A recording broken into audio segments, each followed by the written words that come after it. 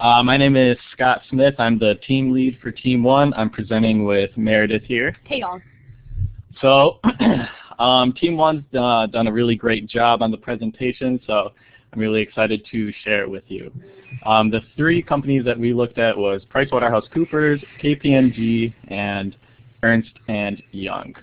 So basically the way that this is going to work is that first I'm going to run you through our rating scale, kind of our metrics system, and how we created that. Then we're going to go through each of the publications for the companies, briefly touching on the key findings, and then kind of going more in depth on how we rated each of the publications. Finally, we're going to do a brief conclusion and kind of some recommendations on next steps or how to improve thought leadership articles. And if you have any questions, feel free to stop me and I will answer them the best that I can, or my group can jump in too. Yeah, one thing, Scott, I want to tell you that bosses are never shy about interrupting. I mean, you could tell them not to, and they still will. But go ahead. If I have something, I'll be happy to, chime in. All right, that's good to know. I'll be counting on it then. So just to start to go over the kind of the scale that we use, we developed this and we broke it down into 7 categories. The slide that you're seeing right now is really the metric that we use to kind of analyze the research article, like quality as a research article by itself, but then we also have this sort of section to analyze the originality of the article, because that's really what we wanted to put the emphasis on. And by using this scale, you're going to come up with a number out of 21. The higher the number is, the better the article. So just kind of going through the categories here, first we've got scope. So we really are interested in the United States only. So if it was an article that talked a lot about results of the United States consumers, then that would gain it a 3. Internationally, that is interesting and that's really good, but because we want to focus on the U.S., I would only get a 2. And then if it's by state or not in the U.S., that'd be a 1. Breadth of content covered, if it's multiple sectors, basically the more sectors the better. Qualitative content, so things like case studies and interviews, if those are present in the article and they kind of give a fresh perspective on the findings, maybe add something that the quantitative data doesn't, then that would be a 3. A 2 would just be if it was relevant to the data presented. It doesn't really add anything, but it's still relevant. And a 1 if it was just not relevant at all or not present. Finally, one question on the breadth of content. Sure. Multiple sectors, 1 sector. What does that mean?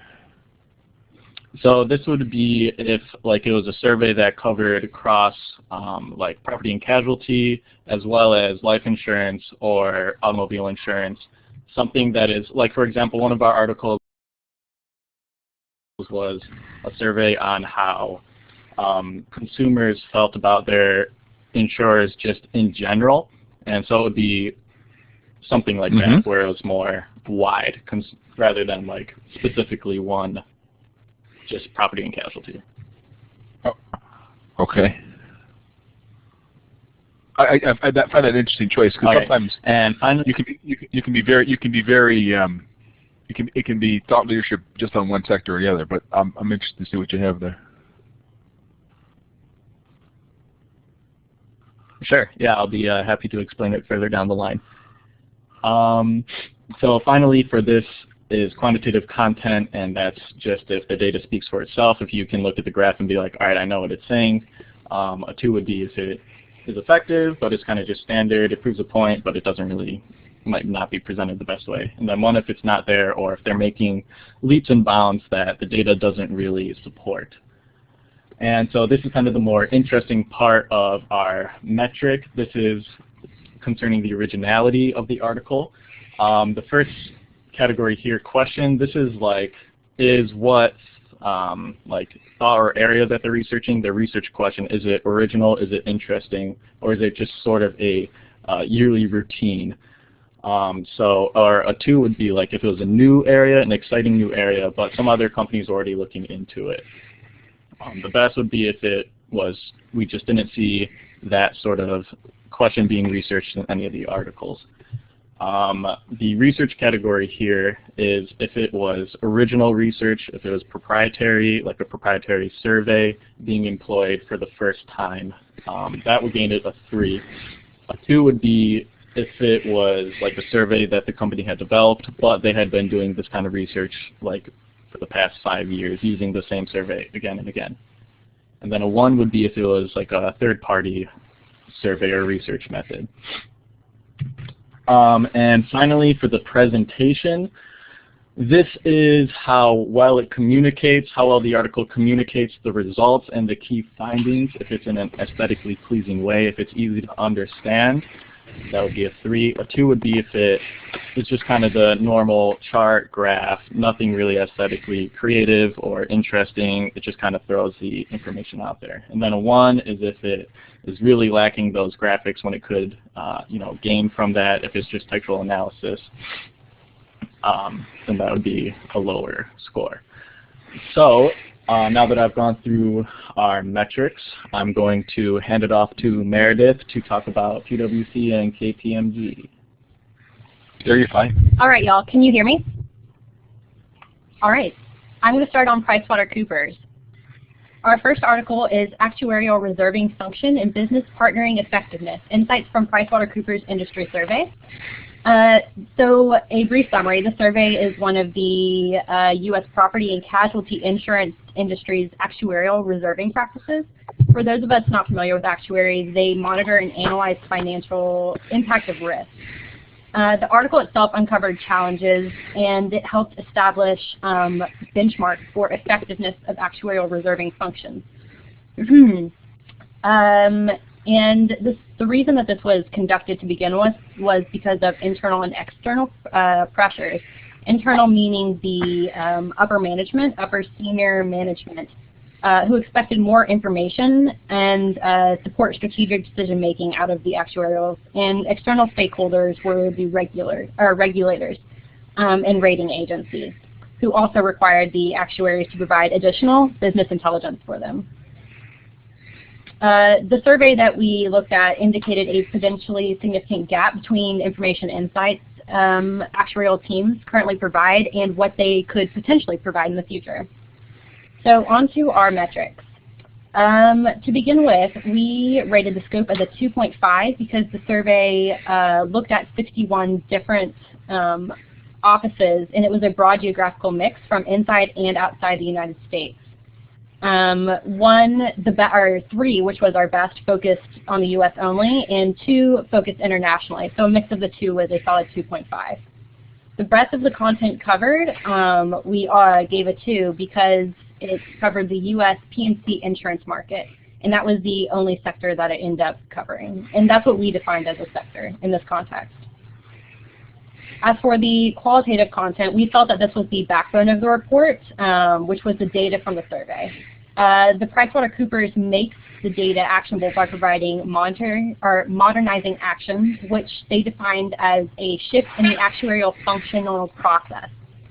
One of the examples they gave was that the strain on actuarial teams was because of the team size. So as they find out that as the size of the team increases, strain decreases, which they represented incredibly well in their qualitative research. Quantitative content got a solid 3, which was very well done, and it represented its data thoroughly. So most of the quantitative sections were accompanied by a graphical representation of the data, and they were consistent and very easy for us to read. Each of the main sections of the study were summarized in the key findings sections after the data that they gave. On to our originality.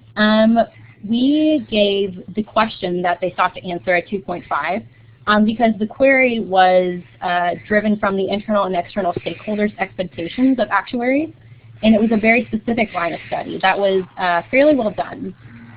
And the limited subject of the study is what made it original. Research got a 3, which was extremely well done. It was conducted, originally created a survey or used other methods to produce its original findings. So figures within the report gave glimpses into the survey questions because they included the questions above figure. And the key included scale and options presented to the survey respondents. So they actually, in the research, provided the questions that they surveyed. So that was very interesting and effective to see. The presentation was a 3 as well, because it was organized incredibly well.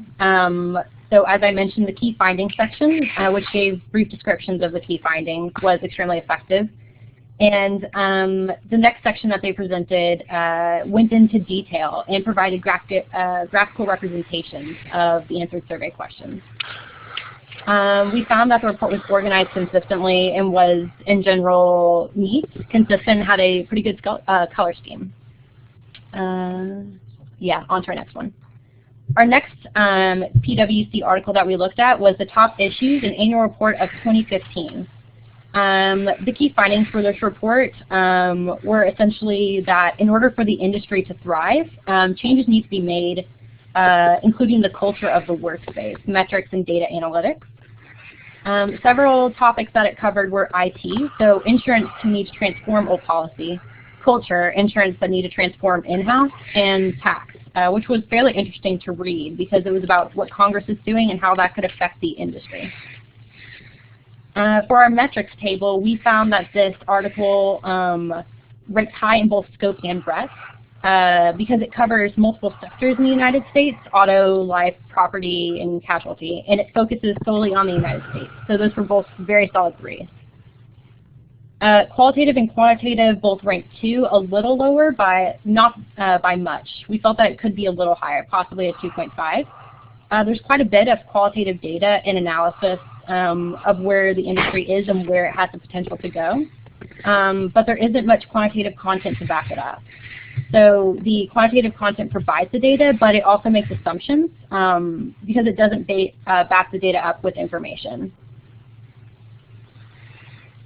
On to our originality. So we felt that this article was drugged down in originality due to what we believed was mainly in research and presentation. So every field in originality ranked at 1, which we considered the worst. So the questions it attempted to answer were about top issues in the industry, as the title of the article suggests. Completely unoriginal, did not tackle any new topics. And the majority of its data was from third-party members. Nothing original there. So the charts that it used were incredibly text-heavy and also unrevealing. So you're saying that, and I was surprised, well, not surprised. I was interested to see how you graded this one on being thought leadership, because I typically don't think of these sort of top insurance industry reviews. Everyone does them, right? Every competitor of ours does them. I don't think of them as really thought leadership, but I just wrote that you started to convince me a little bit, so I like that. Well done on that. On the originality, I don't know. I'll have to think about that. You know, where I agree with those, but keep going. And I mean, when I look at your score, 13 out of 21, I see something that you're saying, if I don't put words in your mouth, isn't really that strong thought leadership. Right, that's exactly how we felt. Because it ranked only 13 out of 21, we didn't believe it provided any new topics on thought leadership. It wasn't very well represented, either quantitative or in qualitative research, which is probably due to the fact that perhaps it's not typically thought as thought leadership as an industry report. But yeah, and if I can just step in here for a second, this is kind of an interesting point where you can highlight with our rating scale. You could have a really good research article. You know, you can see in this sort of research part, the quantitative and qualitative data was there, the scope and the breadth was there, but it was just not original, and that's why we designed our rating scale in this way, because even if it's a good research publication, it still might not be what we're interested in because it's not original. When you talked about they had qualitative and quantitative, what types did they have? Were they doing their own studies, or were they saying, what kind of quantitative data were they using? They were using third-party research, so not even the research that they were generating in the report was original. So they were taking from other businesses. I would say that would tend to put it down lower, and I don't know if there's something lower than. I don't know what your number one category was for the pink. Right. Our one is our lowest category, and we just define that as. So I find it interesting what you've done here. So continue. Go ahead, please. Sure. Okay. On to KPMG. So our first article is Marketplace of Change, Automobile Insurance in the Era of Autonomous Vehicles. So this publication serves to inform auto insurance companies about rapid development in self-driving cars in the marketplace and how that can potentially change the market and how they need to begin crafting for that adaptation. A very important note to make, this publication projected a view case study, so projecting for the future, what could potentially happen in the future. And it also cites research done previously in 2012 by KPMG automotive teams. The 2015 article, the one that we looked at here, largely contradicts this 2012 research that they did. So our metrics show that in general, they did very well. So they focused on the U.S. And on a very single sector, the automotive industry in KPMG. Commercial and personal within auto insurance. As for qualitative content, we felt that it ranked at a 3, the highest it could get. It furthered the data presented and added advantage that was not really conveyed through quantitative data or anywhere else in the publication. The qualitative survey responds from insurance executives, which helped to convey messages that were not otherwise captured. So, for example, insurance executives in the survey expressed during the interview that it's likely that driverless vehicles will be more likely to infiltrate trucking fleets, ground transportation industry more quickly than the individual auto market. This will be discussed later in originality too, because we felt that this was a very original in what they did. As for quantitative content, we felt that this ranked it as a 3 as well, very high, so the data speaks for itself. Even without KPMG's analysis of the data, the reader is able to pick up on discrepancies between their 2012 report, which indicates that self-driving cars will enter the marketplace sooner than expected. So they were predicting a very Jetsons-like future. And on to our originality. For the question we sought to answer, that came in as a 2, so only a few other companies were looking into this area of research. There was a single Ernst & Young tweet about how autonomous vehicles could change the marketplace, but they did not link to thought leadership like KPMG did. The research they conducted ranked at a 3. It was extremely original, and they used their own research to generate it from 2012 and from their own automotive research team. The presentation also ranked extremely high at a 3. It communicates the results in a very clear way, and that was not found in other publications. It was aesthetically pleasing, and it speculated on what the industry might look like in 2030, which was very fascinating. Number 2, article was keeping up with the pace of change. Demands by customers are driving the property and casualty agenda.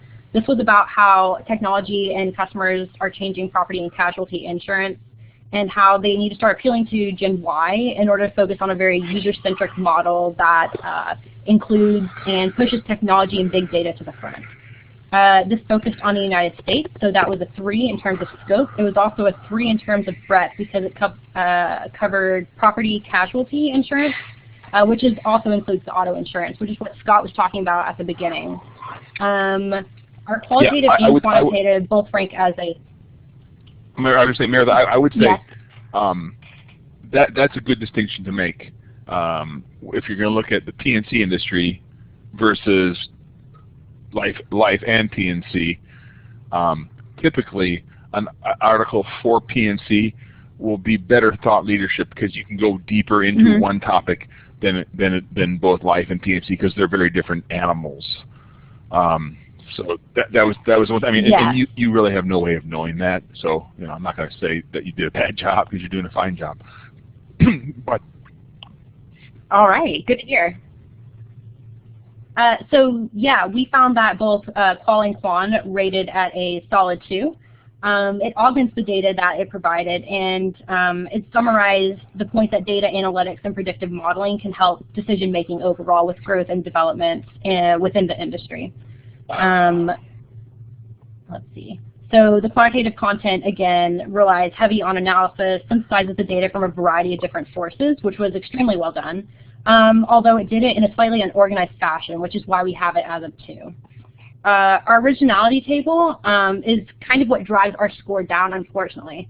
So like the survey in PwC, this ranked very low. So the question it tried to answer was a 1. So multiple companies released publications on the topic. Was not original in any way, sort of fashion. Research that they provided was found through third-party data. And we have several citations here from previous years that they drugged from, or cited from, rather. And the presentation ranked slightly higher, but this was one of the more easier fields they could have scored from. It communicated the results fairly well, effectively, but also in a very standard way, chart, graph, etc. Nothing original. Total score, 14 out of 21. Our third article for this section is Keeping Up with the Pace of Change, Demands by Customers Are Driving the Life and Annuity Agenda. So this article focuses on the top priorities that need to be addressed by P&C and life and annuity insurance companies, like the title suggests. It concludes that the insurance market will essentially evolve and challenge the traditional market. And those who are able to respond as quickly as possible, we will be able to have the advantage and upper hand. The scope was a 3, focused on the United States. Breadth and content was a 2, so it focused on the life and annuity industries. Qualitative and quantitative were both 2s as well. This was it scored solidly in the middle. It includes many examples of qualitative information and add value to the data that they try to present. The message that it tries to promote is that changes to the organization need to be fully integrated with organizational mission. Quantitative content, again, a 2. It speaks for itself, but it comes from so many different places that it draws away from the data. It was slightly disorganized.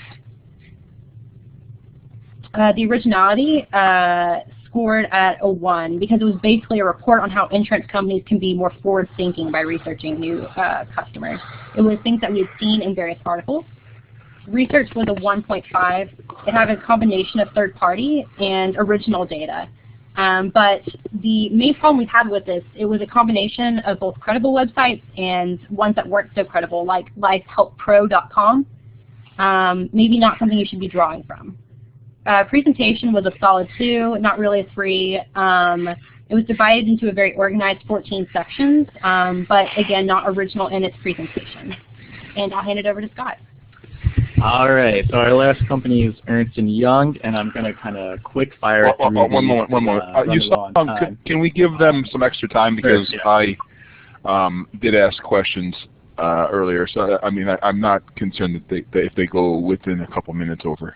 Sure. I'll give 5 more minutes. Ooh. Yep. I want to be generous. You're generous. Yeah. We appreciate it. Okay, so our first Ernst & Young article here is Reimagining Customer Relationships. This is a survey done in 2014, 48 pages long. Just 2 of the key findings here that I want to touch on is that high turnover in customers. A big factor of it is that they don't trust their insurers.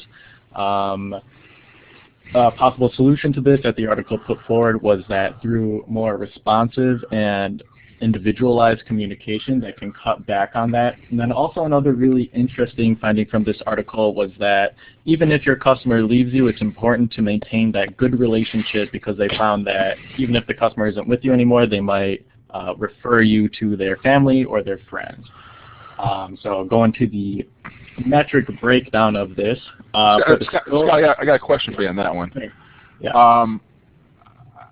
If you believe what we see from our friends at Geico, give us 15 minutes. We'll give us 5 minutes. 15 minutes will save you 15%, whatever.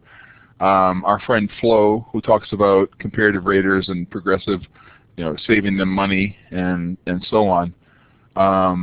One would imagine that a real main driver for customer churn is try to save money. Did this report refer to anything about the whole just stealing market share from one another or not? It didn't focus as much on stealing market share, but it did mention how, just kind of thinking about like deals, it suggested that one way to kind of maintain this is sort of counter to like the Geico and the Flow, 15 minutes could save you whatever. It kind of suggested that you could give referral bonuses to like new customers. So if you had a customer that left you, but then they referred like their friend or something, you might, I don't know, mail them like $100 or something like that. That was a proposed strategy. And from what I've read, it seems that the thing that customers respond strongly to is a good relationship with their insurance company. It's kind of that emotional, like, do I have a good relationship with them? And that's evident from their findings that if you maintain that relationship even after they've, even if they're not going through you as an insurance company, they're going to be likely to recommend you. So as long as you don't like drop them like a hot potato, then it'll might reward you in the end. Okay. Okay. So the scope of this was a global survey, but really we're concerned about the U.S. It summarized its findings in terms of the global market, so that was only a 2. For the breadth of content covered, this was a little bit tricky because it just asked about their attitudes towards their insurer in general rather than focusing on like a specific sector. This was a little bit tricky, but so we gave that a 2. For qualitative content, they had really great case studies that were relevant to the data presented and offered new perspectives into the quantitative data. Kind of followed like a problem resolution model. It was really great. For the quantitative, that was a 3 as well because it had a lot of really great data and charts and graphs that kind of spoke for themselves. So for the originality, the question was basically, how do you feel about your insurer and your insurance company, which is not new at all, so that was a 1. It was not very original. The research, it was a proprietary study or survey, but it was also done 2 years previous, so that got a 2 because it wasn't totally new. And for the presentation, got a 3 because it was very aesthetically pleasing and it was easy to understand. So that was a total of 17 out of 21. And the final publication that we looked at was Consumerization in the Digital Enterprise. Some key findings really quickly is basically the big thing out of this was that insurance companies should embrace the SMAC, which is social, mobile, analytics, and cloud. Companies that embrace that sort of that really put research and development into that social, mobile, analytics, and cloud aspect has a huge positive impact. Insurance companies really should use that. For the metrics, the scope, this was focused on U.S. consumers specifically, so that was a 3 for breadth of content. It was a little bit hard to tell with this article because they used this survey that didn't really make it clear whether it was like a global survey or a specific U.S. survey.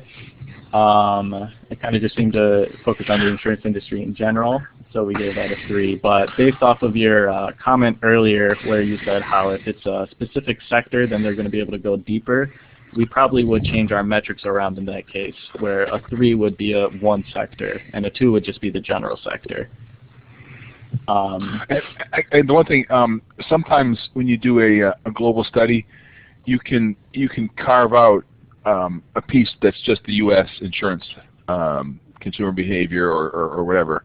That's not uncommon. That's something that Accenture does, where we'll do like a global consumer survey, and then we'll get, they'll carve out the piece about insurance, and then we get that, and we make our own little thought leadership pieces with that, and then the people for like packaged goods make their own, So just keep that in mind. That it can be it can be, beneficial and a good thing. Keep going. Right. Yeah. So just to finish up real quick, qualitative content was there. The quantitative content, not very much in this article. Didn't really have many graphs or data for the originality. The question was not very original. The research was proprietary because it was based off of a survey done by Ernst & Young. And then finally, the presentation, it was all right. Just quickly going over the average, this was kind of surprising. We kind of had the similar averages for all companies at around a 16 out of 21. The key thing to take away from here is that 16 out of 21 is kind of like, in that C and B range, so it's nothing exceptional, which shows that there's a lot of growth to be had in terms of thought leadership publications. Just some quick suggestions for next steps. Be transparent about data collection. If you're using data from outside sources, be sure to link that to the publication so we're able to verify if it's credible or not. And lastly, if it's more laypersons reading these types of reports, you want to create consistency just to make it easy to navigate. The one thing I'd say is lay people don't want to read these reports. That's kind of what. I mean, come on, even insurance researchers may not want to read them, but nonetheless. Right. Yeah. Okay. Well.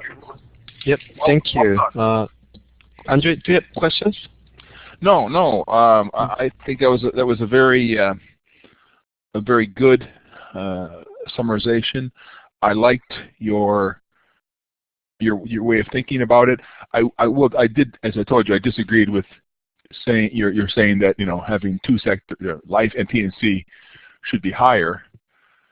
And then there was something else that I questioned. Longitudinal studies, meaning that they did the study earlier and then they did it again. Be careful about saying that those are not as effective, because what those can show you is people's change over time. Yes, we felt that as well when we reviewed it. We thought that it was original that they drew from their previous leadership, and they were really unabashed about showing that their studies were conflicting with each other and that they were willing to change their opinions. Right, and that's a good sign. But if you wanted to track people's trust in their insurance broker or insurance company, let's just say, that would be really an interesting thing to go from. If you had data from 2000, 2005, 2010, and 2015, because in 2008 we had a really bad problem in the insurance industry, or at least in America, the whole crash thing. And thank you, AIG. And it was it eroded a lot of trust, and so it's over time you can see those types of things change. Well done. Thank you. Yep. Mary, you have a question? I'm on this team as well. I was just going to add to that point, the reason why we ranked those publications lower if they drew from previous research is because they weren't comparing it to current research done only for that publication. It was just drawing back from that, so there was no comparison across years in those cases. So I just wanted to clarify that. Right. No, using our rating scale, you would have definitely more importance put on that sort of new originality. But it's true that there's something to be said for the value of longitudinal studies. All right, great. Very good. Well, Andre, I'm going to ask you a question. Let me go back to this slide. So from Accenture's perspective, is it pretty much in line with how you perceive these three firms, or are they different?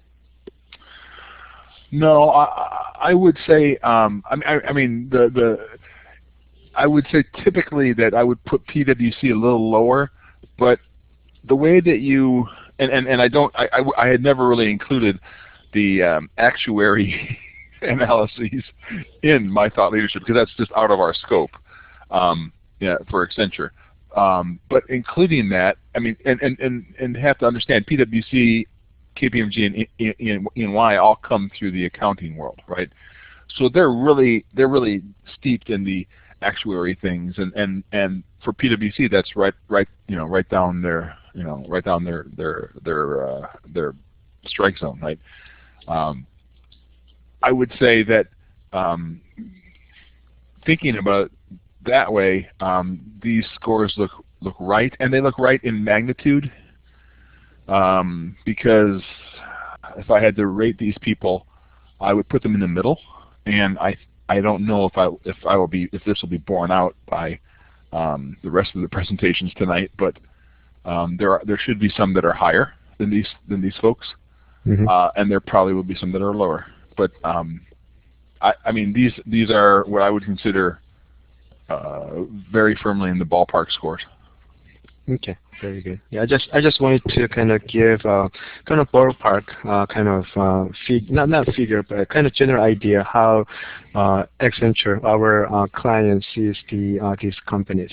So typically, all those auditing companies or auditing firms, whenever they produce thought leadership publications or contents, they're very focused on either accounting and taxation. And especially KPMG, most of their publications are related to tax implications. So they're very focused, but in terms of kind of general coverage, they're not that great. So I personally would rate them kind of in the mid-tier or second tier as well. Okay, thank you for the great work, Group 1. How about a big round of applause?